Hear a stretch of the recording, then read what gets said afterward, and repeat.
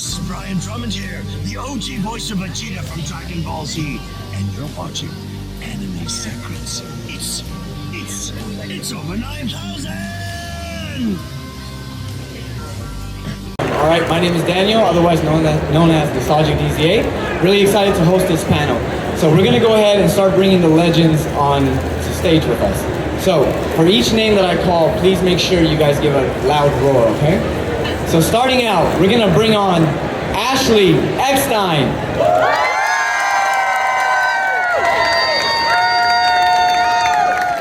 James Arnold Taylor.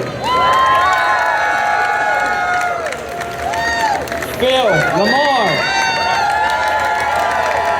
T.C. Carson. And Jim Cummings.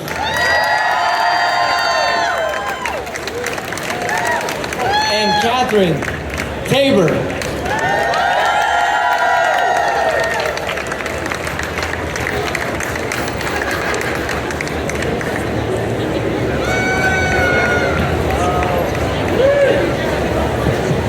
One more time, everyone. Round of applause.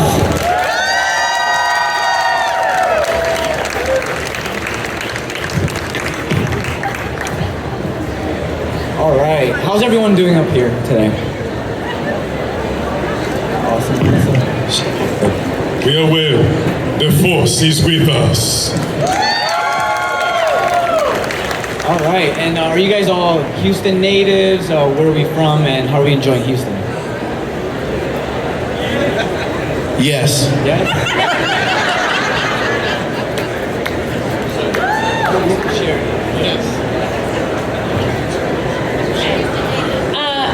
So I'm from Orlando, Florida, but I've been to Houston many times.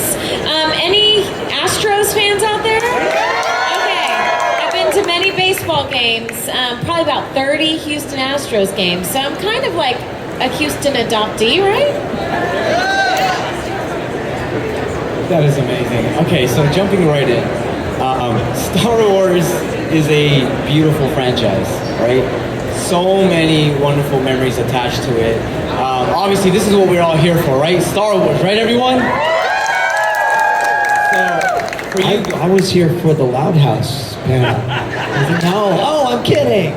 And what was it, honestly, being part of such a beautiful franchise that George Lucas created? Well, it's always a joy to get to be a part of a universe you grew up watching. I was 10 when that Star Wars movie came out. I wasn't. You weren't even born yet, Jim. I wasn't even born yet. Yeah, that's it. Right. That's coming back you to were me just now. a wee little kid. It is amazing to be a part of a galaxy far, far away because of all of you.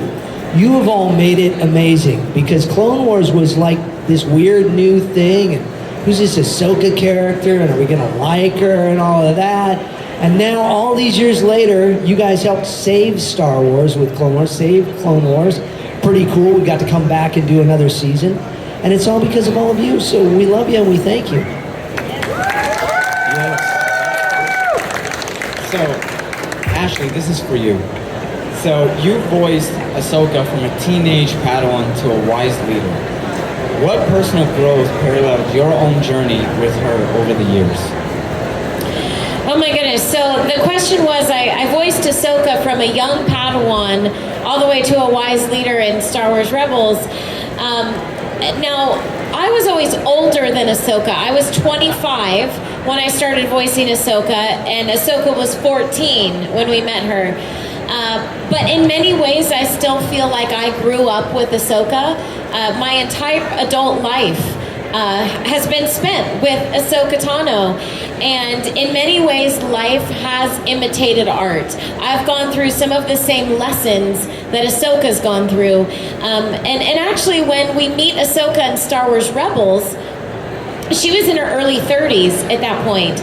I was the exact same age as Ahsoka in real life as she was in Star Wars Rebels, so that was pretty cool. But I think the reason I say Ahsoka lives in all of us is I think we all have a story of how we grew up with Ahsoka. A lesson that Ahsoka learned, we learned. And so at this point, you know, she's taken up a place in our heart and in our mind and in our soul. And I really appreciate all of you sharing your stories with me. It's meant so much for me to hear. So Ahsoka lives in all of us now.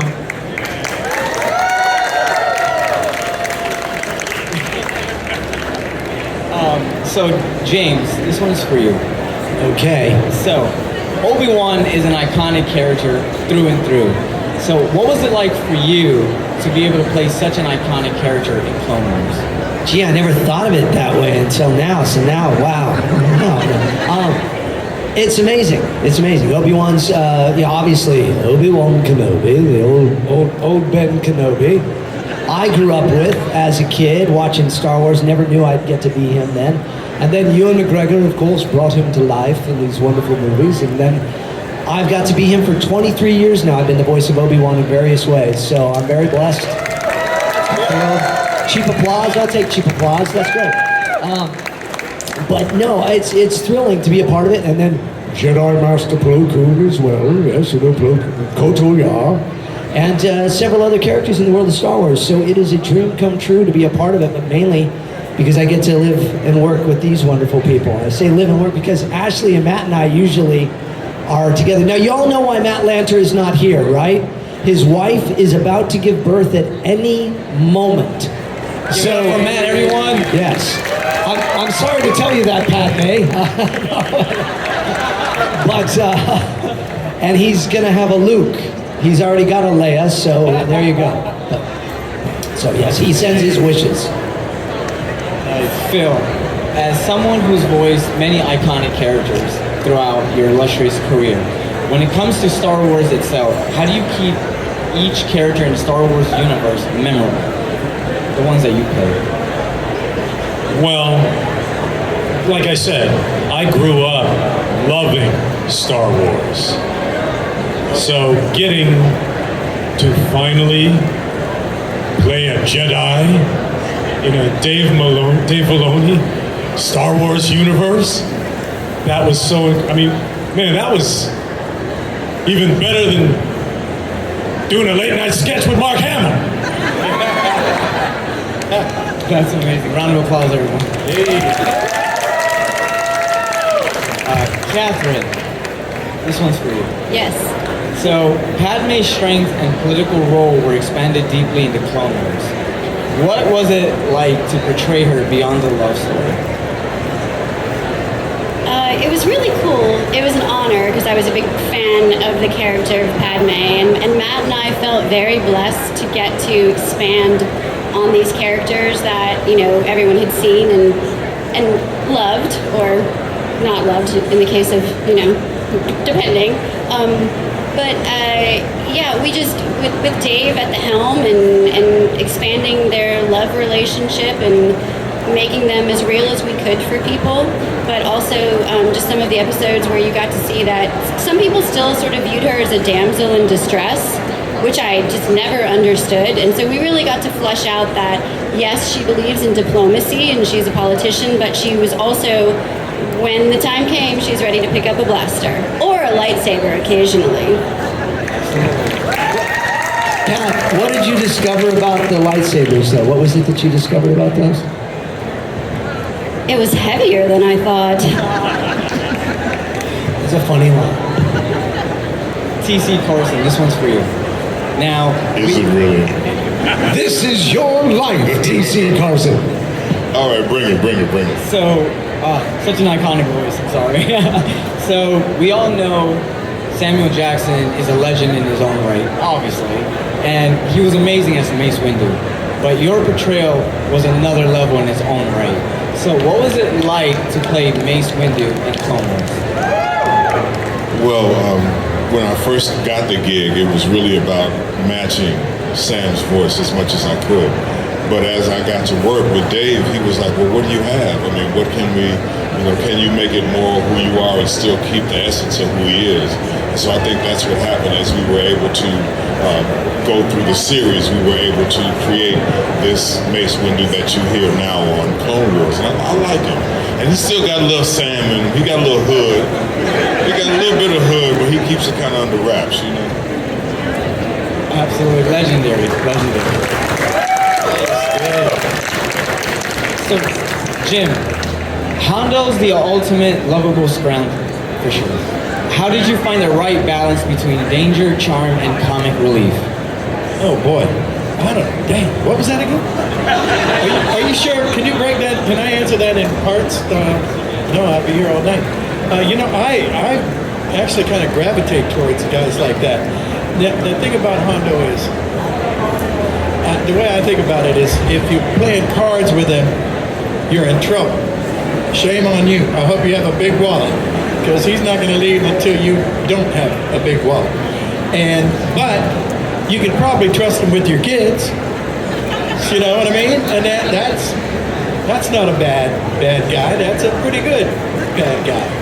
And I kind of gravitate toward those kind of guys. There was a guy, Don Carnage and Chippendale Rescue Rangers and Tailspinners, and he was kind of he was an air pirate, and Hondo's a space pirate. So go pirates! What can I say? They're always cool. They always have a good time. Thanks. Thank you so much. So this question's for everyone. Now, besides the characters you obviously played, which character was your personal favorite and why? Okay, I'm going to answer and say Hondo because I got to witness Jim create Hondo like literally in the moment. So Dave, I don't remember, the exact direction he gave you, but obviously if Jim Cummings is in the studio, you let Jim Cummings do his thing.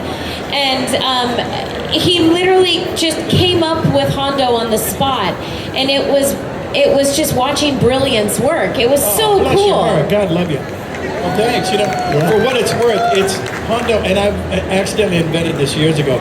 If you do a terrible impression of a really famous person everybody knows, nobody knows who you're doing, it's a new character. And if you do a perfect impression of somebody everybody knows, you never know. Hold on to it. You might be able to use it. And if you take two good impressions of two famous people and put them together, like I did with Hondo, Charles Bronson and Yul Brynner, they would have a nasty-looking kid.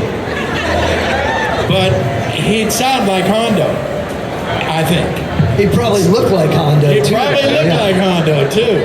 So anyway, that's where Hondo came from. Charles Bronson and Yul Brynner. You know, he's got sort of an accent, but you don't know where the hell he's from. Where is this guy from? Well, now you know. I think I'm from Spawn. Okay. We're talking about favorite characters from Clone Wars or Star Wars? Well, it's still the same actually, so it doesn't matter. My favorite character has always been Yoda, just because I just think he would be such a good master to have and to listen to and get advice from. What was the question? Favorite character besides your own in Star Wars Clone In Wars? Star Wars. I didn't catch that. That's also, I can't say me, huh? No. Okay. I like Jar Jar Binks. I like Jar Jar Binks. Jar Jar Binks is cool because he's not a linear thinker, but it always works out. And sometimes my life is like that. I love the Padmé Jar Jar episodes, I gotta tell you. Well, I'm pretty clear that my favorite Clone Wars character was Ahsoka.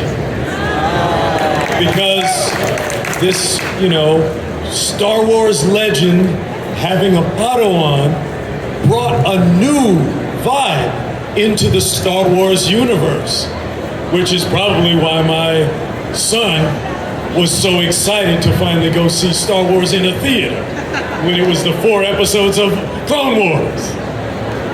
Thank you, Phil. And James, you've always been so kind. James has been an Ahsoka fan from day one too, so y'all are so kind. Thank you. I was going to say that, yeah. Ahsoka, because as Ashley's talked about many times too, Ahsoka was the eyes and ears of us as the audience. So she experienced Star Wars as we experienced Star Wars. Yeah, and Darth Vader was never as an ears of us. No. No, not much. It actually has killer hair, y'all. Has anybody not noticed? Come on, let's give it up. So, there have been many special moments throughout Clone Wars, right? Some that I'm sure, or many that we hold near and dear to us. So, are there moments to each one of you that just sticks out more than the other, either because where you were in that lifetime, or just like the message in itself, or just because you liked it, and what would it be and why?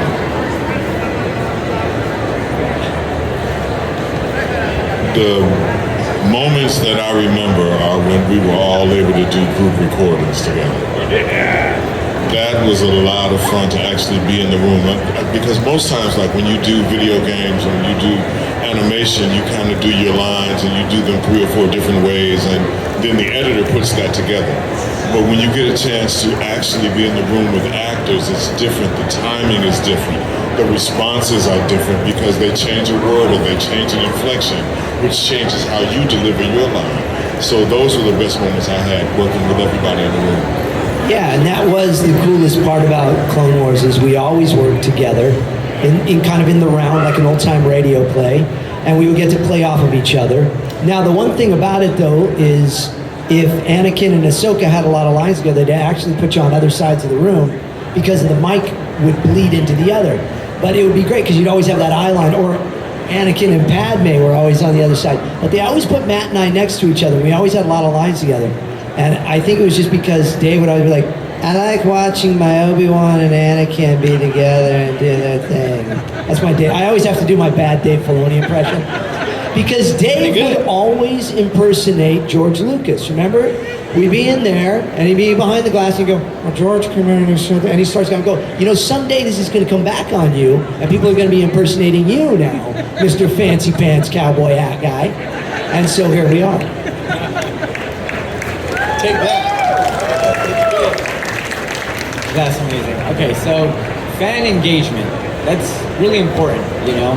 Star Wars Clone Wars came, I would say it's timeless and a classic because it came at the right time. And there's just so many beautiful meanings within the show itself. So when looking back and you see all these wonderful fans that come to your booth, to your tables and share their stories, what is that like for you to know that you were such a big part of their childhood? Well, for me, and I mean this from the bottom of my heart, and I've told many of you, this is my favorite part about being the voice of Ahsoka. It's this. It's getting to know you. I have several of you, friends out there. I have a photographic memory with faces.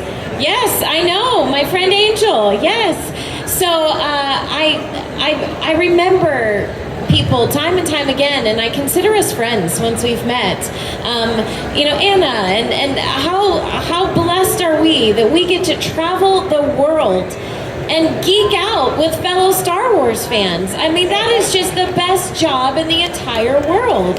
So just as excited as you all are to meet us, we are just as excited to meet you and to see your art and to hear your stories and to hear what Star Wars means to you. You know, I just shared a story with someone right before this panel about how during 2020, when the final season of Clone Wars came out, you know, it was such a dark time for so many of us. And leave it to Star Wars, the Clone Wars, to deliver hope, even though, I mean, Order 66 is not really full of hope, but to deliver us hope, something to look forward to during such a time of uncertainty. So we share a bond that is unbreakable, and we are truly grateful for you. Thank you.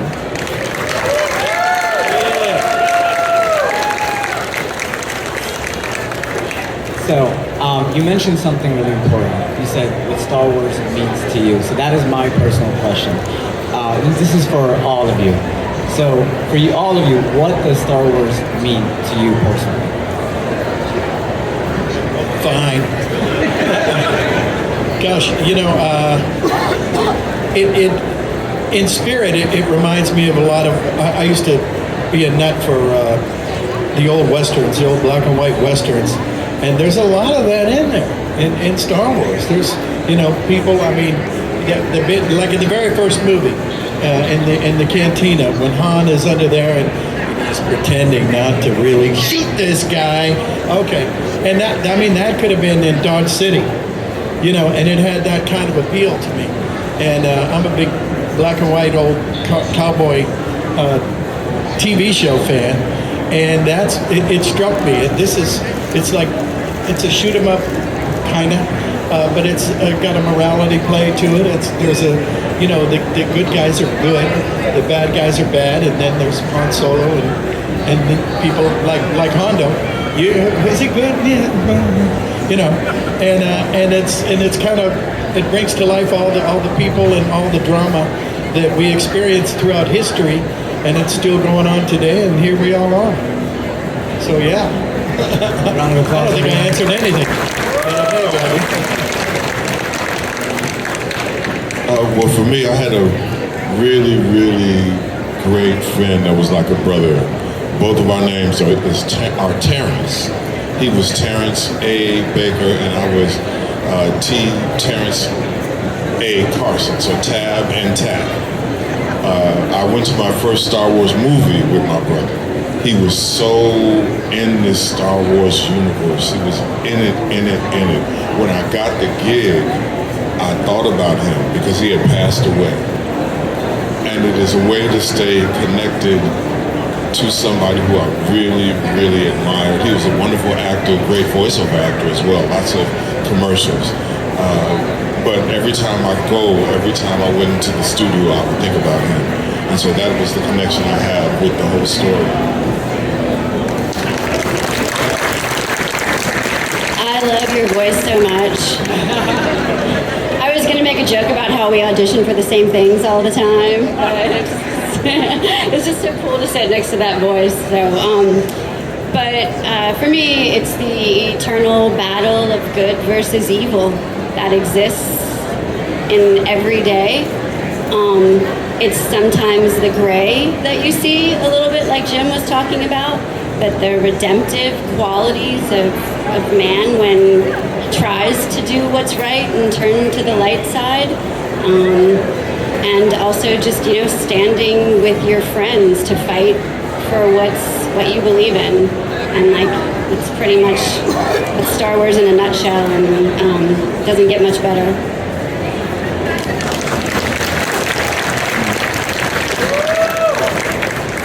Yeah, well, I always worshipped the Star Wars universe because I loved it so much watching this long time ago in a galaxy far, far away.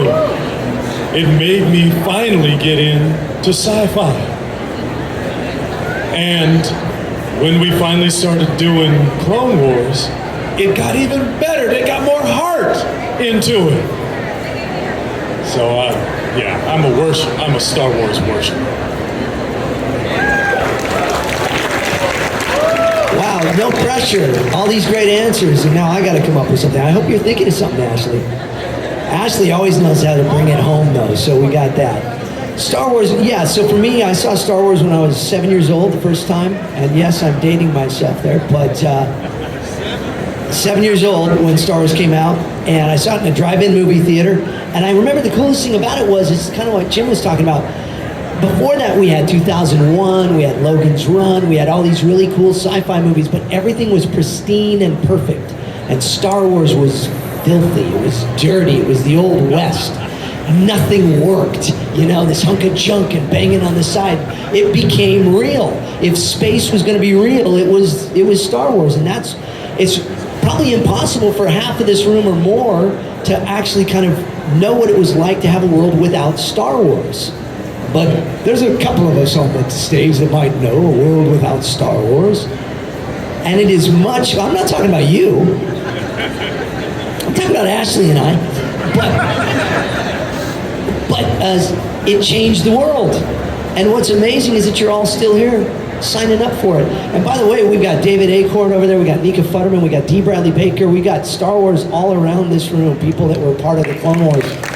Please go and see them at their booths and stuff and tell them how much you love what they do, because it's an amazing little world that George Lucas just thought up in his brain one day, so I'm grateful he did. Well, I already answered. To me, Star Wars means hope. And one of my favorite fortune cookies, you know the fortune cookies that were at the beginning of every Clone Wars episode? My favorite one said, "Never give up hope, no matter how dark things seem." And it's so true. And I think Ahsoka is the epitome of hope. Round of applause, everybody. All right, so now, before we get into our next segment of hearing all the wonderful questions, you guys can go ahead and line up right here. Awesome. And you mentioned hope, so I do want to stretch on that, and that's more my own personal testament. So many of us grew up in broken homes, rough childhoods, never knew what tomorrow may look like, and just trying to survive, and that was it. So really, what you all did during those times when we needed it most, you provided hope. George Lucas created it. You guys were the perfect recipe, the perfect spices, everything. So I just wanted to say thank you so much. And whenever we get to see you in person or have you on stage or even come to your booth, it means so much because you are heroes for so many. So. Absolutely. All right, so we're going to go ahead and start getting all the questions.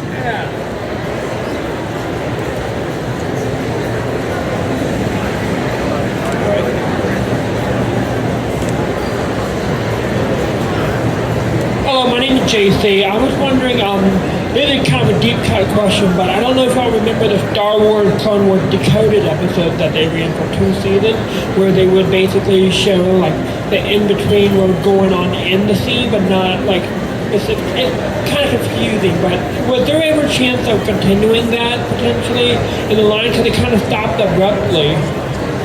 You know, so the Decoded, Star Wars Decoded, yeah, the Clone Wars Decoded is what you're talking about. Well, the thing is so we were always 2 years ahead. We started the show 2 years before the show came out, so we were always a couple seasons ahead. So when we finished, we were working in season 7, almost season 8, and then Star Wars got canceled. Back before canceled was a weird thing. And so then we finished season 5, and then they came out with these season 6 ones. It was kind of a mishmash of ones on Netflix because they kind of went through them all. And then I think a lot of the storylines, actually, you can speak to that, bled into Rebels with Ahsoka and such. So I think when those things happened, that all kind of went away. So, but I think that there's always room to learn more about Clone Wars.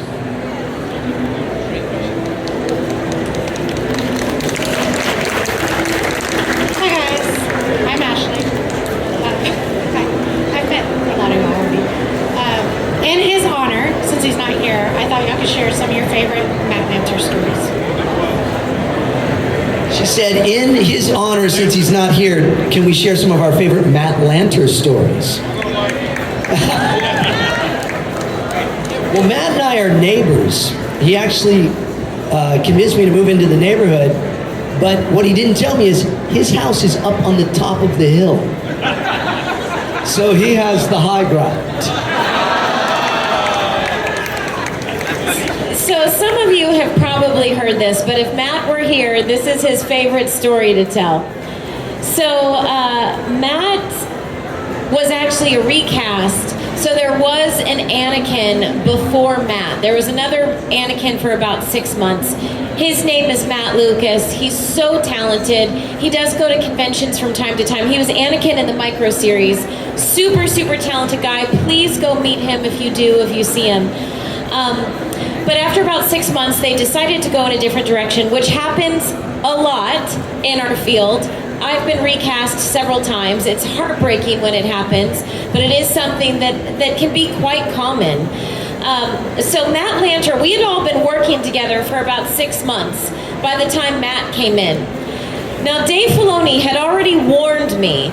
He said, hey, just so you know, a lot of people are going to want to ship, meaning like Anakin and Ahsoka, meaning, want something romantic between the two of them. And Ahsoka's only a 14-year-old girl. But obviously we have Padmé in the mix, and so he had said no. He said Anakin and Ahsoka are like brother and sister. That's what this relationship is. So Matt recalls when he first came into the studio, and literally this was the first time we met. It's like, Hi, I'm Matt. Hi, I'm Ashley. Nice to meet you. Just so you know, there's nothing going on here. That's literally the first thing I ever said to him. And it was so rude, and I didn't mean it to be rude. I was just letting him know there's nothing going on between Anakin and Ahsoka. But he thinks it's hilarious, and he would tell that story if he were here today.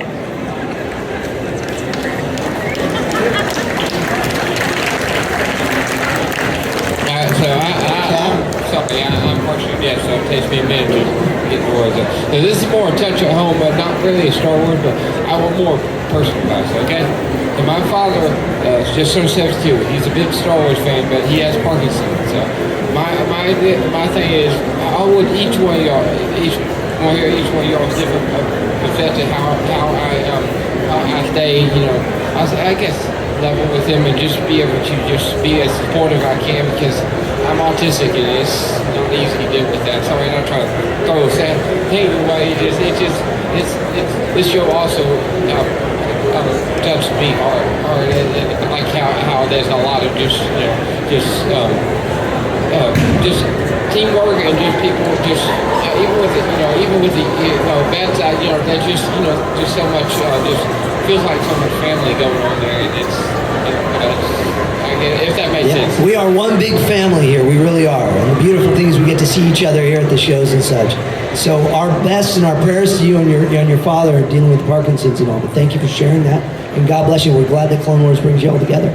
Thank you. I appreciate it. His name is Dwight, so if y'all want to keep him in prayers, it would mean a lot to me. Absolutely. Say a prayer for Dwight. Yes. Thank you so much. God bless you.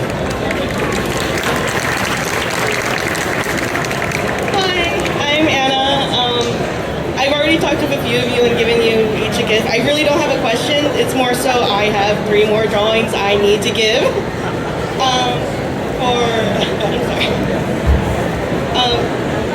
I'm just really glad that I'm able to finally meet all of you in person. But,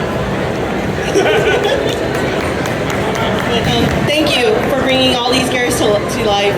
I really do appreciate all of y'all. Thank you for your beautiful artwork. We really appreciate it.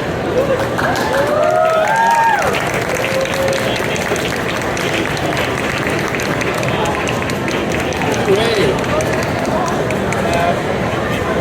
Is that me? Oh, wow. Wow.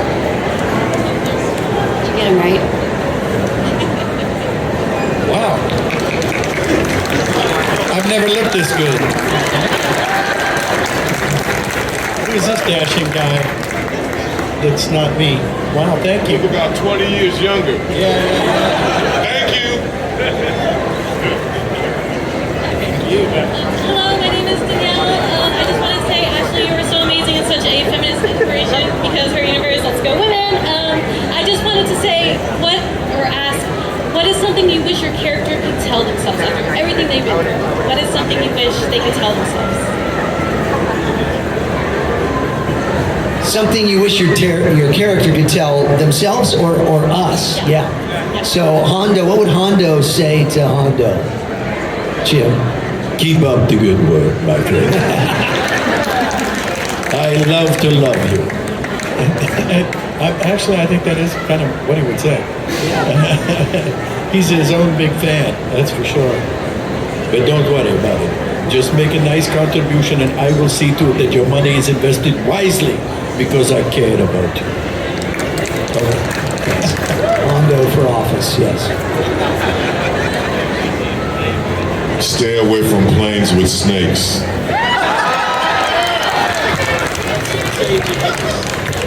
Or windows by the Emperor. Yeah.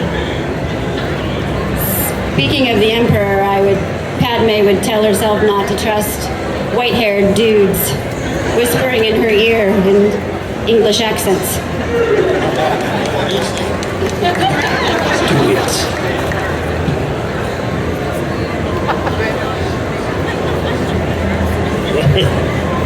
What would Kid Fisto say to himself?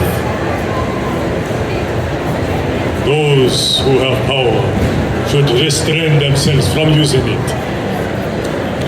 He did say that to himself. Let's see. I'd say, hello there. Hello there. Hello there. Hello there. I have the high ground. Me too. Yes, Ashley. I think Ahsoka, with her eternal optimism, would always remind herself everything's going to be okay.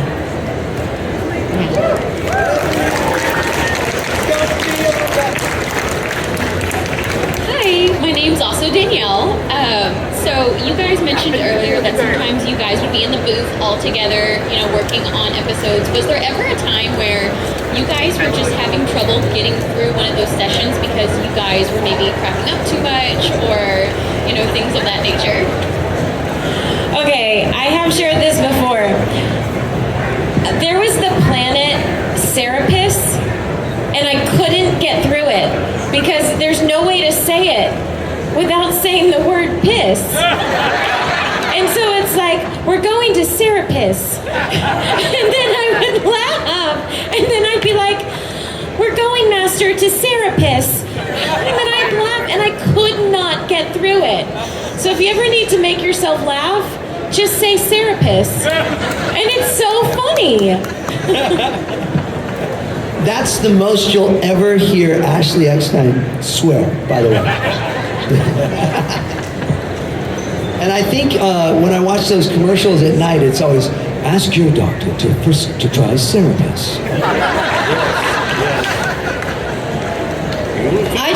I remember we had really, really talented people on the show, and some of them are just so funny.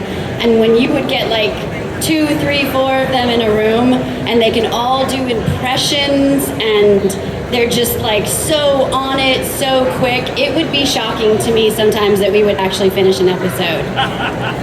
Because it was just hilarious. And Ashley and I talk about because we were newer, it was like going to Harvard for voice acting, because we were just around these people who could just, like Dee, who should be here, just he could just do a creature out of nowhere, just completely out of nowhere, something you couldn't even imagine that a human could come up with. He just did it.